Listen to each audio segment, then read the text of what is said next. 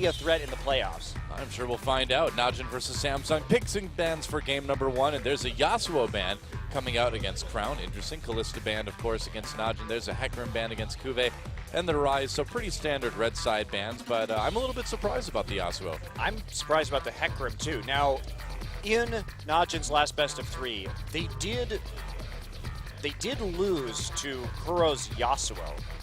That is true. And they lost hard. They're also going to ban the Kog'Maw. I think this is smart against Fury if OQ doesn't want to play it. And, well, I'm sure that OQ would be a fine Kog'Maw. He really likes to get in the mix. He likes to get down and dirty with the Vayne, with the Sivir, with the Lucian. He likes to get into the middle of team fights. Indeed, there's an Annie, and the Sivir picked up really fast for Samsung. The Annie will be right there for Luna, who's been taking over for Wraith recently, and he's been pretty solid. Has not been bad. Even seen some Bard picks earlier this season, which is pretty cool.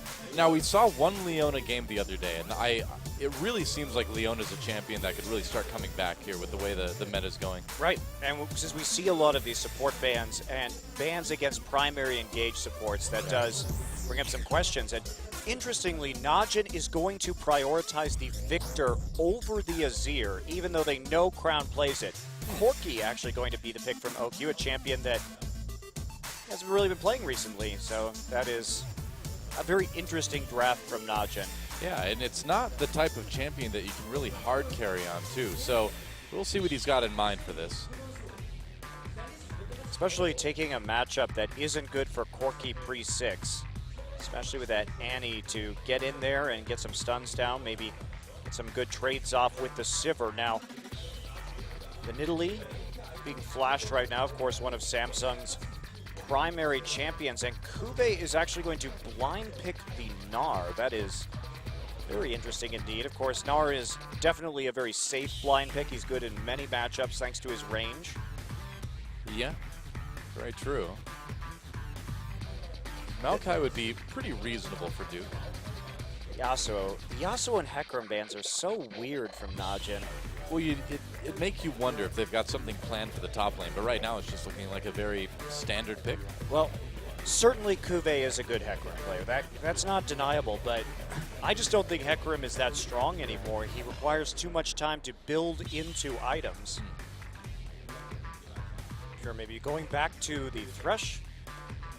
They already have the Maokai to engage if they need to, so they have a little bit more pick potential with the burst from the Corki and the Victor with the Thresh and the lane. You know, that Hecarim ban is especially weird too, because Najin wants to put you on things that are very vulnerable in the early game, and Hecarim certainly is. Yeah, especially if you're going to take the Maokai, you do have some nice gank potential there, but they're not going to deal with it. Last lock will be the Azir, to the surprise of no one.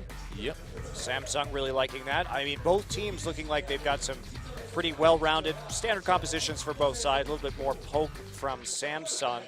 And Najin has that Corki. That does surprise me that that's where they go after the Sivir. I would have expected to see a Lucian after we saw the Sivir locked in, but OQ obviously just feeling confident that wants to provide more magic damage poke alongside the Victor. I suppose. Yeah, not a lot of good gank avenues for Eve, though, on this Nidalee.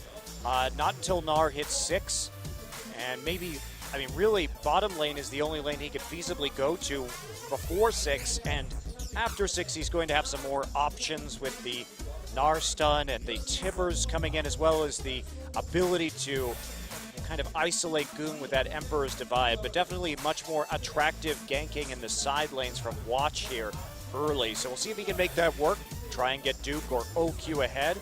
Probably going to be a lane swap from Najin, because standard lanes for Najin are both bad in top and bottom, right. 3-6. So I think we'll see Najin attempt that. Seems like it's going to be a pretty quiet early game either way, but who knows. Could end up being bloodthirsty after all. I've got my fingers crossed. I'd like to see it. We'll find out who takes the early lead. Najin versus Samsung, game 1.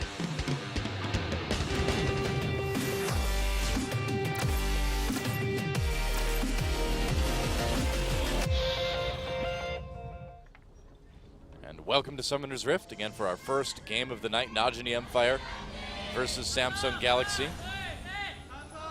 And from here on out, you know, if you're in playoff contention, every match is really a must-win, and it's really a must 2-0 because, like we mentioned earlier, every single spot you can move up in the brackets is one less best-of-5 that you have to play in that playoff gauntlet, and that is so big. It's also not only that for this season. It's also potentially in terms of points because you're guaranteeing yourself more circuit points for the World Championship. So even if you can get one spot up here, it may well mean you also have one less best-of-5 to play when it comes for the Korean qualifier. And especially teams that only have 10 points, like Najin, like KT, these are really, really important.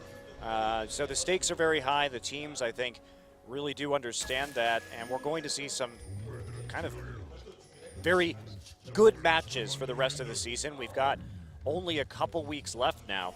Yeah, we definitely should. The season is winding down, but the effort is certainly not going to decrease from any of these teams because even the ones that look kind of one-sided, you know, that means that the team that already is going to the playoffs wants to win it as hard as they can, and the losing team maybe wants to mess them up a bit. Yeah, and even for teams like Samsung, of course, they don't want to fight in any kind of relegation tournament, so that too. There's extra incentive there, although I will say that it is unlikely for any team currently in Champions to be relegated, just given the current state of the challenger scene. Lots of saplings going down 3, actually.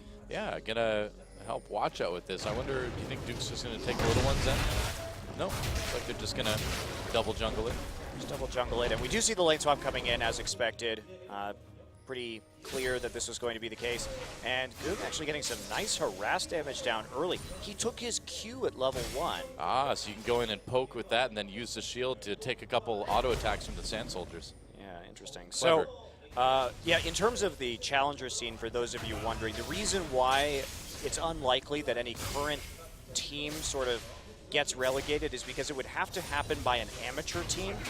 And, Pure's pulling a peekaboo. Yeah, he's coming in really early here at level 1 for him. Crown on the run, very low health. Luna's here. Luna coming up, he's got his stun. Pure's going to reach over the wall for a little bit of auto attack damage as Goon takes a bit himself too, getting very low. Luna comes in, pops that ignite. Not going to be enough damage onto Goon, but here comes Eve. Pure's got to be a little bit careful here too. That was a very dangerous moment for Crown, but Samsung able to turn that one around. Good read there by Luna. Yeah. Because he saw that Crown was pushed so far up into the lane, and they knew that Thresh had just been at their red buff. That was actually very, very good awareness from Luna to save Crown, because Crown was probably dead there if Luna hadn't come up. I would say almost certainly, definitely dead. Yeah. If he had not been there, and that's one of the benefits of having that Annie on your team early. You can roam and be a significant damage threat, significant CC threat if you need to be. Yeah, also very important that Luna took the W at level 1. Yep. So had that stun there available for use. So nicely played by Luna. Yeah, unless you're just going to sit in lane, it's probably best to grab that W if you plan on doing any sort of movement around the map. Yep. So as I was saying, about Korean Challenger, the reason why it's unlikely that any of these amateur teams can truly challenge these professional teams is because in Korea, most of the teams have very deep benches, even beyond the players, as we see a gank coming in here. And they're going to try to take out Duke, but no. Just a continue. Beyond the official rosters here in Champions for official substitutes, frequently, you know, teams like CJ have players beyond Helper, Trick, and Max on the bench. They have BDD, and they have players that are not official substitutes yet, but they still have kind of full practice squads. And these practice squads also compete in Challenger. Tried to make a play on the Kube there, but no such luck for Watch. So yeah, basically these guys are already living in these team houses, and that's a much more exciting prospect as an amateur player than trying to scrap it out as an amateur team. So most of the, I would say, top tier amateur players are already on professional teams, B teams. Yeah. I mean, really, it seems like the top teams in Korea here just sort of use the amateur league as sort of like scouting for players they want to add to their practice roster or maybe main roster. Yeah. So relegation is fairly safe, but you still don't want to go down there. You still don't want to give yourself the chance to get knocked out like that. Yeah, and that's kind of the difference between, I mean, this is all very tangential, but this is kind of the difference between Korea and the West, too, is that these organizations are so well established that, and so well known here, that having locking teams into the league actually makes sense in Korea from like a franchising perspective, rather than really having an up and down system, because you already know who the orgs are. So. Yeah.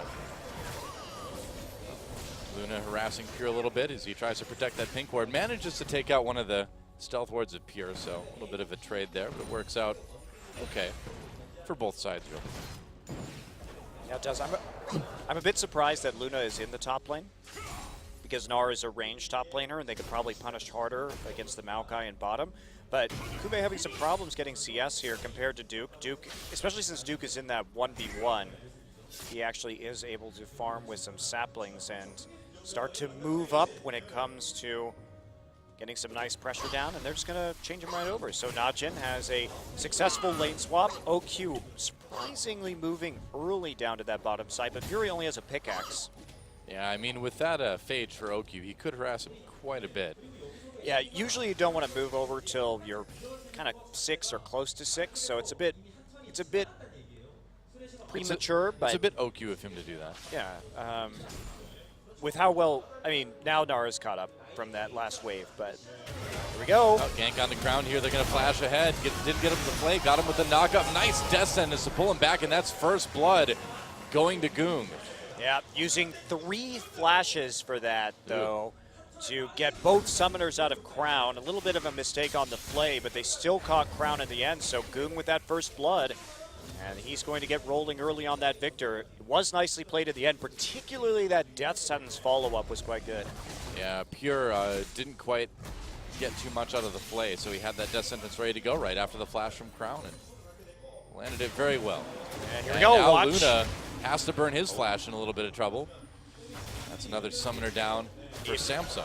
If he had gotten knocked up right there, he would have had some real trouble, because that would have been chained into a flay and a hook from Pure. Right. And considering that gank just went down in the mid lane, it was a little bit iffy for him to be there, because they immediately had control over that side of the jungle without Eve there. So questionable movement, I think, from Luna. But doesn't have to pay for it too much. Yep, back in lane already, as we have the duo lane going up against each other here in bot. Eve sneaking up to top lane, but he's going to be seen by a ward, so no real worry for Duke here, it looks like. Kuve is going to hit 6 before, or right now, so you'll notice that gank timing happens right as Kuve hits 6, but he was seen, so there's not going to be that opportunity, but that's what they wanted. Oh, that's a lot of damage onto Luna. Is he going to get out? Summoner heal used, but OQ still grabs a kill and gets out. Nice synergy from Pure to have that Dark Passage ready to pull him right back. Man, if you're Luna, you cannot walk up like that onto Pure. You don't have a flash anymore, and the damage was right there once OQ hit 6. So here we go, there's a dive onto Fury. Yeah, they've got Rek'Sai right there, and Fury is not going to make it out. Flashes ahead to try to get the kill onto Pure, but no such luck with that Summoner heal from OQ, keeping him nice and healthy. That was a very nice play from Najin. The immediate follow-up now, they're not going to contest the blue buff. They are too low to make that work, but 3 kills already on the board, and Najin executing some nice dives, good play around the mid lane. And, you know, Najin this clean, I don't even know what to think about this, Doa, because we haven't seen them look, this good in terms of execution all season. It's it's Worlds time, man. I mean, you've seen the meme. It's Worlds time, but the thing is like once they get to Worlds, then what's going to happen? That's the main question. The Najin way is to randomly power up before Worlds. I mean, we've seen it. We've seen it for many seasons in a row now. I mean, all the way back to Season 2 when Najin Sword was not the favorite to go to Worlds. It was, in fact, CJ Blaze, but they were beaten in the gauntlet by Najin Sword way back in the day.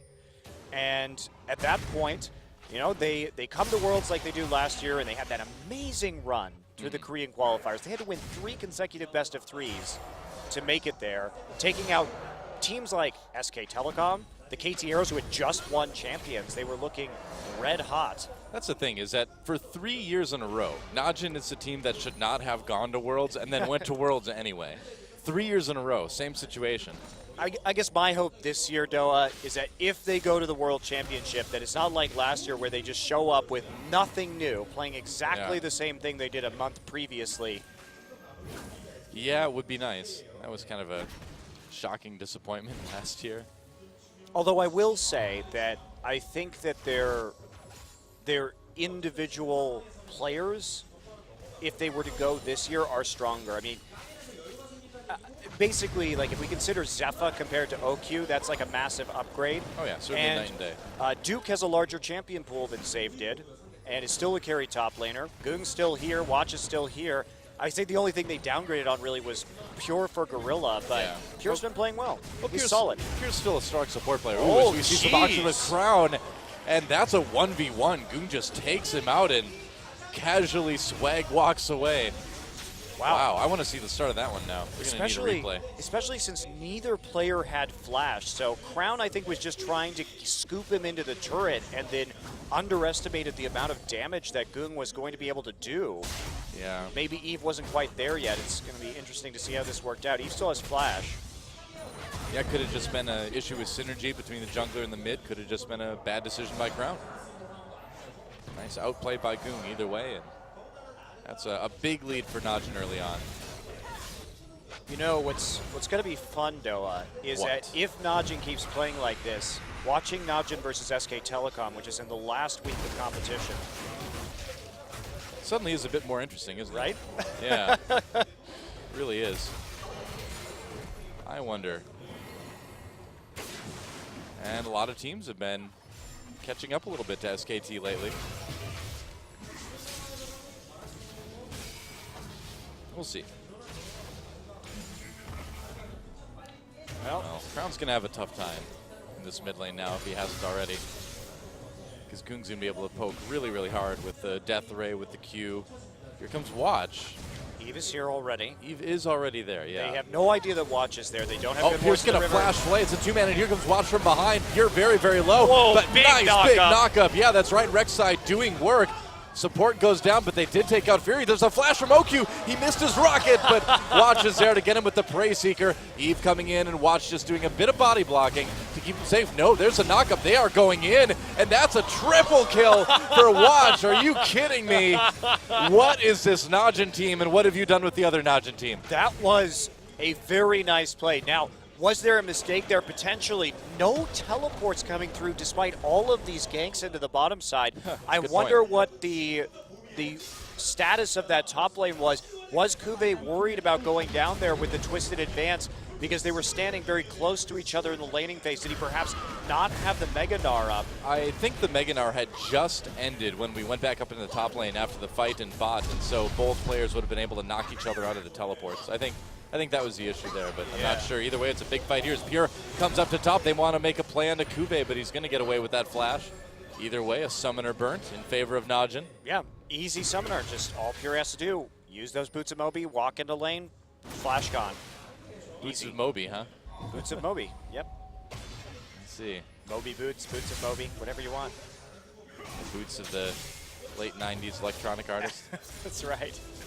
Whatever happened to that guy anyway? I'm sure he's still doing work. I just haven't seen any of it. Out there on the internet somewhere. You gotta wonder. I'm sure there's a VH1 special about it somewhere. Wait, is VH1 even still around?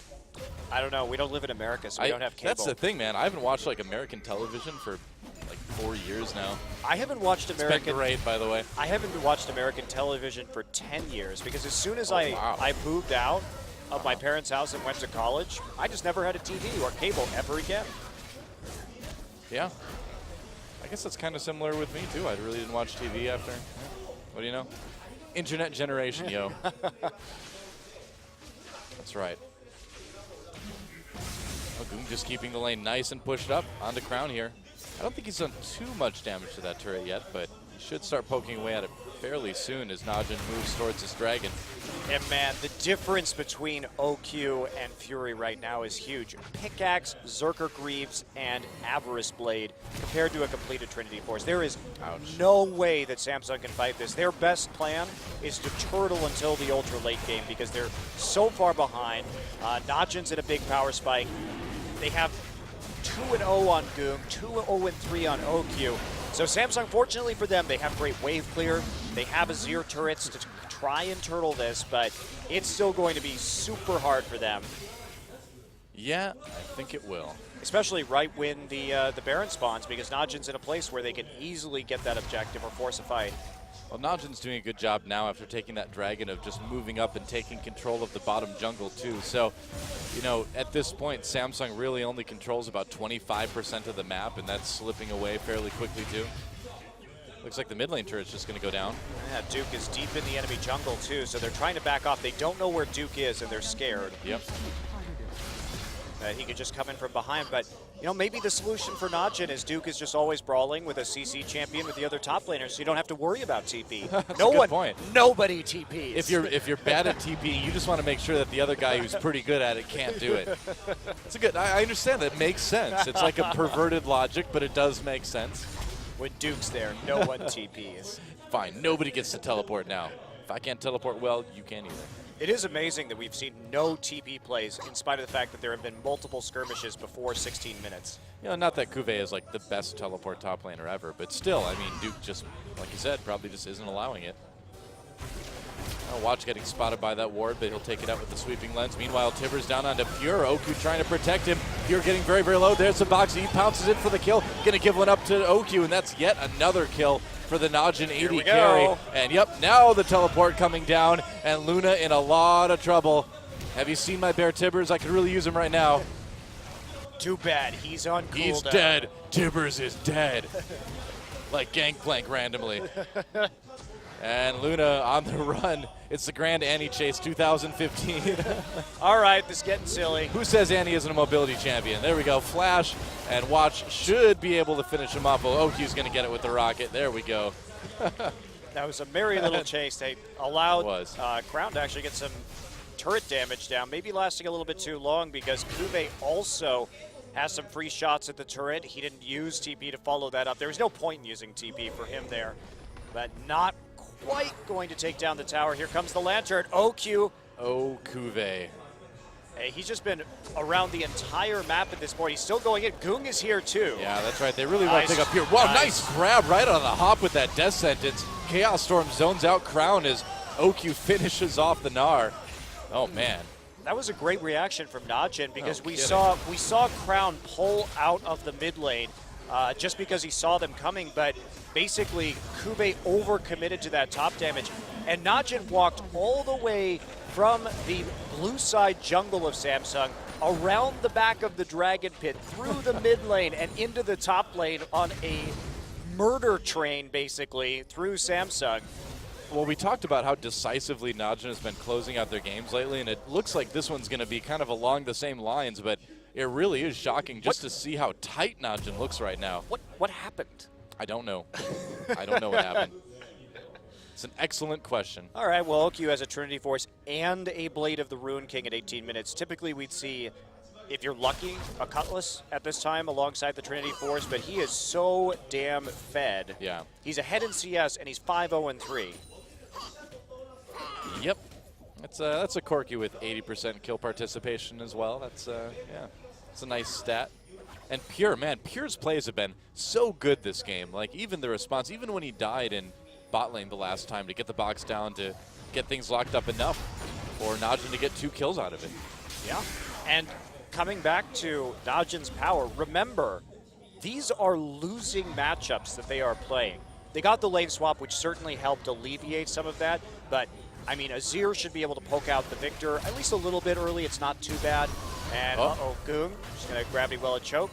Sivir used, but no follow-up, and Cuvée sitting under the tower. And of course, Sivir versus Corki pre-6. Now, they dodged most of that, but Gnar versus Maokai, definitely a favorable matchup for Gnar being able to harass at range. So it's not like Najin was picking for lane strength here. Yeah. They've done this in spite of maybe having a little bit across the board. Yeah, forcing out the Summoner. He was afraid Oku was just going to go nuts on him. And he certainly could have. Yeah, he already used the Blade active, so there was a real possibility there. Very true. Your attempts to throw a grab out. Yeah, I mean, this is not a game that a Corki should have a 5-0-3 stat line at 19 minutes. This is where you normally see Corki kind of struggling with the Sivir, but it's Oku. It's time to go to Worlds, guys. I mean, Najin has done a very good job at reading the map here, and Duke going to turn this one around right now. He wants to go in, actually. Right back in onto Kube. There's the arcane smash. Kube running away. That Mega Nard is going to run out. Here. Coming over the wall. There's the Death Ray. Have a Death Ray. Death Ray sounds like the grocery store I would like to shop at the least out of all grocery stores. Not like Safeway. It's the opposite of That's Safeway. Unsafe way. Yeah, Death Way. It's true. Sale on salmonella.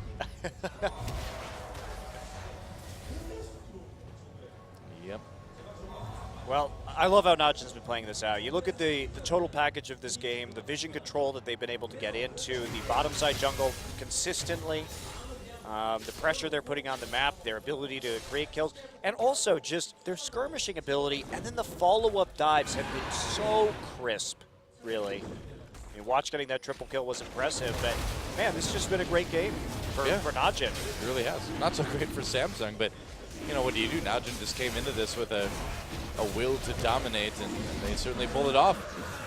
Duke trying to defend that top lane turret. Looks like Kube should be able to take it out. We'll see if he pays for it, though. He may actually just get killed. OQ, speaking of killing, Fury flashes, and that is not going to work. OQ with the easy 1v1. Pure wasn't even there. OQ didn't even have to use summoners to get that kill. That is how far ahead he is right now. Basically, the Sivir, if you get hit by that Blade of the Ruined King proc, you're just done. Yep. That's exactly what happened. Yeah, meanwhile, Samsung was able to get their first turret of the game for what good it's going to do them. Wow. You know, it's not like Samsung is a top team in this league, but we saw them go 1-2 against Jin-Air, and they looked okay, but they are just getting wrecked. Yeah. Yeah, this is what you could classify as a raffle stomp. For sure. And Najin too, you know, they're using the Corki power spike right now just with the Sheen to get the turret damage. They're not being greedy yet and going for that Baron. Instead, they just continue to siege. As well they should. You have a Victor who's ahead. Really hard to deal with that if you're in Azir. Goon can continue just to press, and so can Corki. There's not a great answer to that. Sure, you have good wave clear, but at the same time, it takes, we've seen Faker do this with Victor, it takes multiple people to get this Victor out of lane, even if he's overextended like that, because the damage, the burst is just enormous. Yeah. And I mean, this is a composition that you can do that kind of stuff with anyway, but the fact that you're getting to do it with a 6-0-3 Corki and a 3-0-3 Rek'Sai and all that just makes it that much stronger and that much harder for Samsung to do anything about. Yeah, I agree. I wish Watch had built damage this game. You get a triple kill on Rek'Sai early, screw it. Just build Warrior Enchant. It's not something you really plan on getting, but I don't know. Watch kind of has his way of playing each champion. He just does that every game. It's true. He will build the Cinder Hulk Lee Sin, but I think that if you have that much of an early game advantage as a jungler, just use that gold and just sit in the enemy jungle and 1v1 their solo laners. You know what I mean? He's scarred by solo queue, though, because you can play Rek'Sai in solo queue, and you can get like 3 or 4 kills and go damage, and then once the laning phase ends, your team just feeds one by one into the enemy team until they get a big lead, and you're like, oh, if I had been tanky, maybe I could have made a bigger difference. That's what Watch is maybe where he's scarred by solo queue. Solo queue Rek'Sais have a very different experience, you know? That's so true. Yeah. That's so true. Sometimes Rek'Sai, you just want to build Ravenous Hydra and wreck people. Yeah, man. Or Black Cleaver. You can feed solo queues, or you can feed kills to your lane so easy with Rek'Sai. But it's keeping them from dying later on in the game. That's the plight of every jungler, isn't it? Well, I guess Kuve's plan here, given his itemization, is just to sit with a lot of magic resist and a late Randuin's Omen, but he has no armor to deal with OQ, so OQ gets a free QSS out of this. Especially because Eve is not building any tank stats either, which means that they're just not going to have an Aegis this game, which is not great against Corki Victor. I mean, this composition, who builds the Aegis? You can't have it on Annie. You need Annie to engage. You need her to have a glory or something. Right. You think it'd have to be Eve if it was going to be anybody. Well, yeah, but whoa! And OQ just killed Fury again. Oh my! All it's not like Fury. Fury is a very mechanical AD carry. We know him. Yeah. He has a lot of prowess in the laning phase, and OQ is just destroying him. Yeah, I mean, like we talked about going into this, Fury is genuinely, in every sense of the word, the carry of Samsung. He's the one they're relying on, and for him to die 1v1 multiple times really speaks, I think, to the strength of OQ, especially when you look at what the champion matchup is. Well, also the fact that Najin did a very good job, especially Watch, of coming down, diving the tower, and getting the kills onto him early. They just outplayed Samsung in that regard in the skirmishing. So, well done. Pretty much. And now the pressure onto the actual inhibitor turrets. Dragging up in a minute 40-ish, so I'm sure Najin is just going to back off and take that on the way out, but there's just nothing that Samsung can do right now. Where have you been, Najin? This was the team that I always wanted to see this year. I never got to see before. Sandbag for 6 months and then go to Worlds, you know, the Najin way. Yep, just keep your true power secret. To be fair, it wasn't like that last year. Najin Shield did make the spring finals against Samsung Blue, so they were doing okay in the middle. See, this year has just been kind of like Dragon Ball Z for Najin, right? Where the entire year it's been 6 months of them just going, run, like powering up, and now this last week they finally like hit Super Saiyan, and now they're like Super Najin. Took them long, about the same length it takes in like the actual Dragon Ball Z show, about 6 months for something like that to happen. Yeah, and it's surprising, and people may think that I'm overhyping them because they have been inconsistent, they have delivered good games, but I can tell you that in these last 3 games, we've never seen such clean play out of Najin. Wow, that looks easy. Yeah. Unafraid of the aggression. And look at this, it's perfectly safe too. They have wards, Pure is right there in the enemy jungle, right? Cutting off the lane between the mid and the bottom inhibitor turrets, so that was a very smart play to make if you can win that 1v1. While we were watching the replay, OQ actually forced Crown to go back too, just jumping in and doing a decent amount of damage to him. That blade active on the Azir. But yeah, as for Najin, we just have never even seen this good shot calling out of them. The map play hasn't been there, but the last couple against Kua in this game, it has definitely noticeably improved. Yeah. And so Dragon number 3, taken very smoothly by Najin Empire. What Samsung do? Oh, wow, that could have been really, really good. Holy look cow, at all the damage. that Victor damage. If Luna had gotten hooked, he'd be dead right now. Well, Luna is not building Catalyst, so he's going to be squishier than a normal Annie would. And he's normally pretty squishy anyway. Right, but we typically see them going for Righteous Lord, which helps that. So. It does. Duke just still kind of hanging out in his lane, and now the focus turns on to Baron for Najin. See if Samsung can do anything to stop them, but I kind of doubt it. Man, Eve's spears are just doing nothing at this point. Still just sitting on that Rod of Ages and a Blasting Wand. Yeah, the heals are okay, though. Healing for about 300 right now. We saw onto that Annie, so that is helpful when you're dealing with so much Death Ray and Rocket Spam in your face. So Duke looks like he is going to go back and just keep matching this Gnar. Kuve's has been powering up, though. At least he has some armor now to deal with OQ, but he's still a step behind OQ, managing to complete that last Whisper in time. Interestingly, OQ just decides not even to upgrade his boots this game. He just wants to duel people with his auto attacks and go all in instead of focus on the magic penetration, because he knows he's so far ahead in terms of even AD on the Sivir, who only has the Infinity Edge and the Shiv. Yeah, why not? I mean, at this point, finishing your boots would actually kind of put a little bit of a delay in your strength. Yeah, and honestly, because he already has the QSS, maybe he just goes for Berserker Greaves this game, which is unusual on Corki, but definitely viable in this scenario. See it? Najin pushing into the top jungle now. Putting down a lot of wards. Kung's still doing a ton of damage.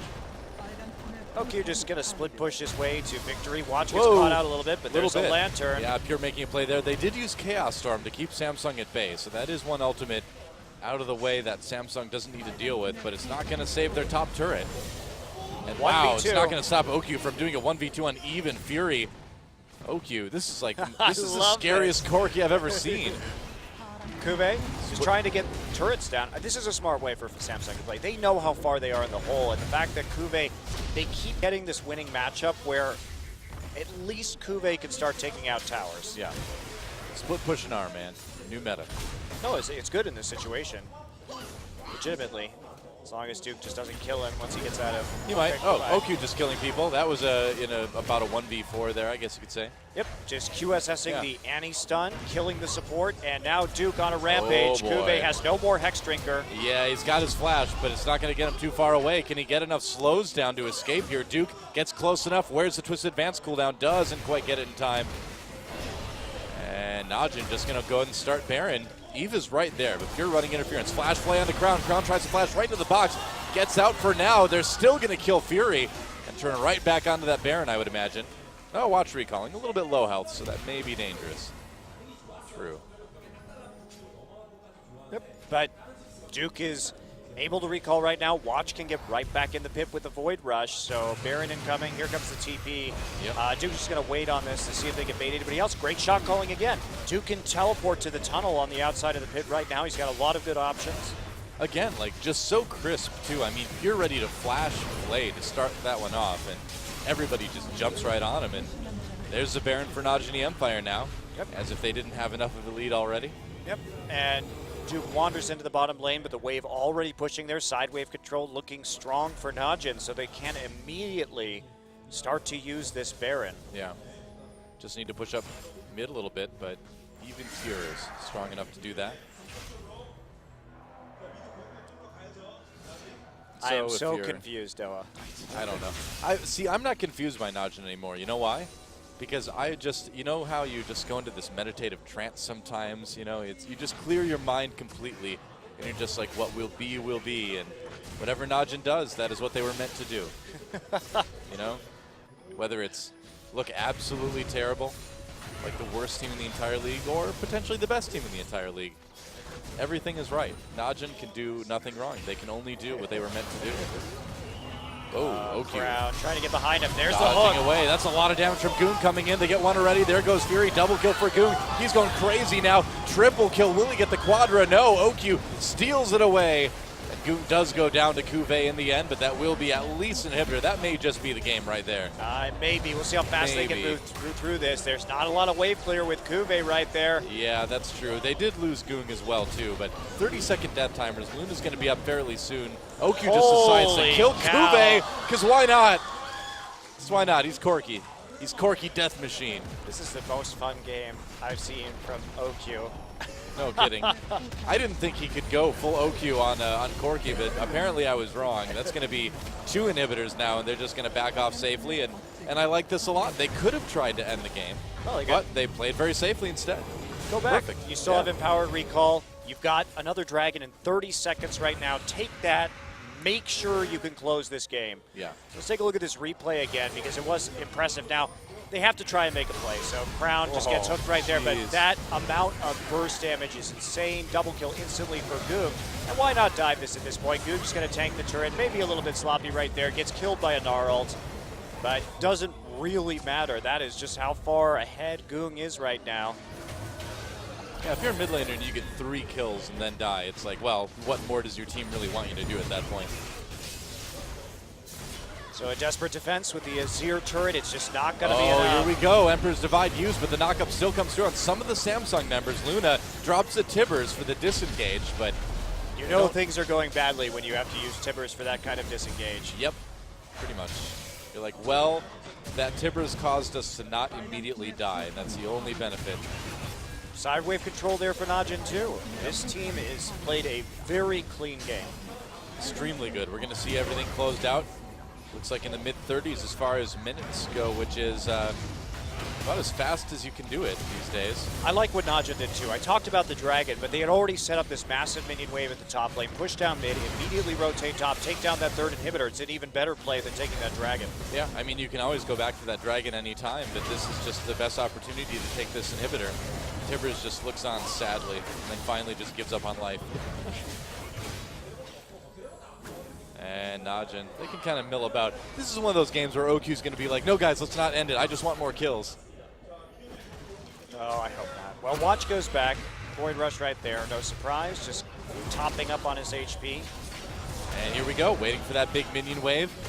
And Najin going after the Nexus first. Now they grab Cuvée. Cuvée just with no tankiness at all to speak of. Yet another kill for OQ. Like I said, he wanted more, you know? There goes Nexus turret number 1.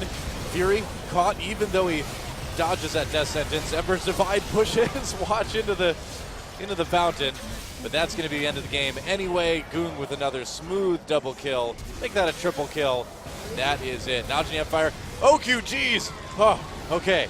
He didn't die. He tried. He tried really hard at the end, but Najin takes a very, very smooth game. OQ 11-0-6 on that Corki. Gee, I wonder who the MVP is going to be. Well, I mean, Watch played really well too, to his credit. But in this game, this is the third game in a row where it hasn't even been remotely close. Nope. Najin crushes the early game, and then clean closure. 33 minutes, they get all the objectives necessary, and they play very well, very measured, calculated, aggressive play. When you see them diving, they know where the members of Samsung are on the map. They have a plan. And why is Najin all of a sudden this coordinated? It is baffling. It's this time of the year again. It's summer, man.